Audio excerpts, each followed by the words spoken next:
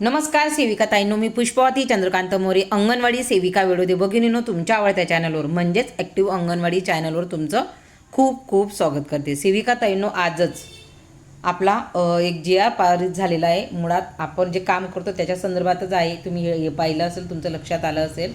फक्त एवढंच सांगू शकते की हा जो GR आहे, जेव्हा आपल्याला जे मानधन मिळतं किंवा आपल्याला जो प्रोत्साहन भत्ता मिळतो, तर आपल्याला तो ह्या वेळेस किमान वेळेत आणि लवकर मिळेल अशी अपेक्षा करायला काहीच हरकत नाही। कारण की दरवेळेस उशिरा GR निघतो, पण ह्यावेळेस जुलै महिन्याच्या अखेरीस म्हणजे अजून आपला जो जुलै महिना आहे तो संपण्यासाठी जर आपण बघितलं तर अजून 4 दिवस बाकी आहेत। त्याच्या आधी GR निघून गेलेला आहे, म्हणजे साधारणतः 4 ते 5 तारखेपर्यंत आपलं मानधन व्हायला पाहिजे असं मला वाटतं। त्या संदर्भातील हा GR आहे। तर आपण आता फटके GR बघून घेऊ। आता आपलं मे महिन्यापर्यंतचं जे आपल्याला प्रोत्साहन भत्ता आहे तो मिळून गेलेला आहे। ताईंनो, ज्यांचा बाकी असेल आणि तुम्ही खरोखर पात्र असाल तर मी तो व्हिडिओच्या माध्यमातून सांगितलं की तुम्ही आपल्या आयुक्तालयांना तसं लेटर पत्रव्यवहार हा करायचा आहे। परंतु ताईंनो, आपलं कुठं चुकतं हे देखील मी व्हिडिओच्या माध्यमातून उद्या सांगणार आहे। अगदी अचूकरित्या दाखवणार की आपलं नेमकं कुठं चुकतं आणि आपला प्रोत्साहन भत्ता का जातोय। आपण काम करतोय पण आपलं एखादं काम कसं राहून जातंय, 1-2 कामं, आणि त्यामुळे आपले प्रोत्साहन भत्ता जातो, हे देखील मी तुम्हाला मासिक अहवालाच्या याच्याने सांगणार आहे। तर आता फक्त आपण हा जो GR निघालेला आहे त्या संदर्भामध्ये आपण बघणार।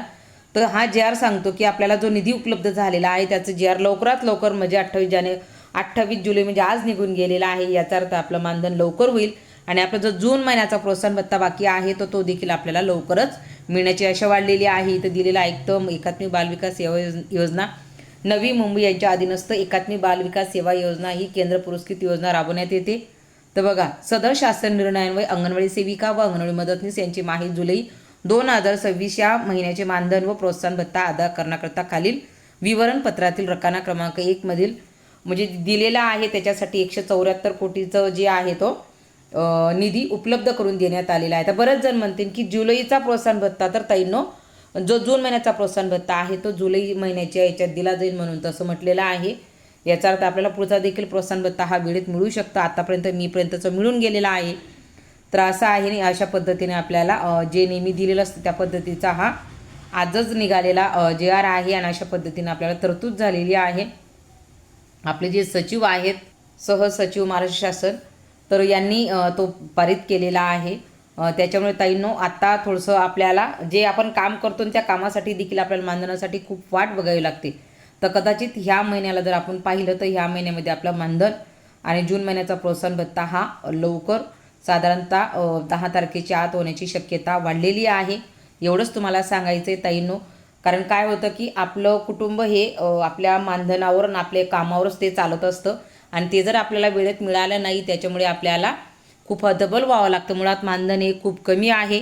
4th श्रेणीसाठी आपण पात्र आहोत, परंतु आपला उठाव संघर्ष हा व्यवस्थित होत नाही, आपला लढा एक छत्री होत नाही। त्याच्यामुळे आपल्याला यश मिळण्यासाठी आपल्याला थोडा त्रास होत आहे, परंतु लवकरच अशी परिस्थिती येईल की त्याच्यासाठी आपण पात्र धरले जाऊ। आपला लढा असा जोरात होईल की नक्कीच आपल्याला यश मिळेल। परंतु आपल्या गोष्टी चुकीच्या गोष्टीकडे भरकटत जातात, आपल्या मागण्या चुकीच्या असतात। त्याच्यामुळे आपल्याला एकच आणि एकच मागणी पाहिजे की आपल्याला 4th श्रेणी कर्मचारीसाठीचा दर्जा मिळावा।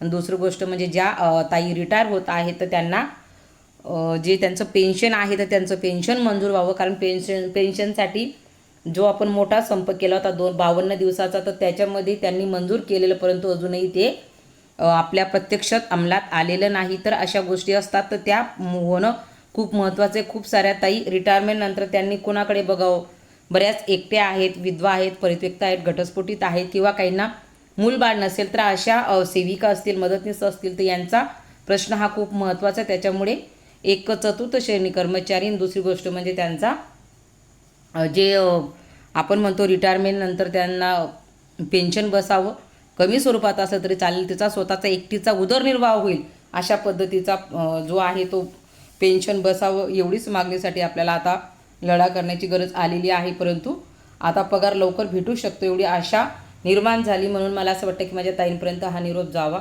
म्हणून व्हिडिओ केला। आजच्या व्हिडिओपुरतं एवढंच, धन्यवाद।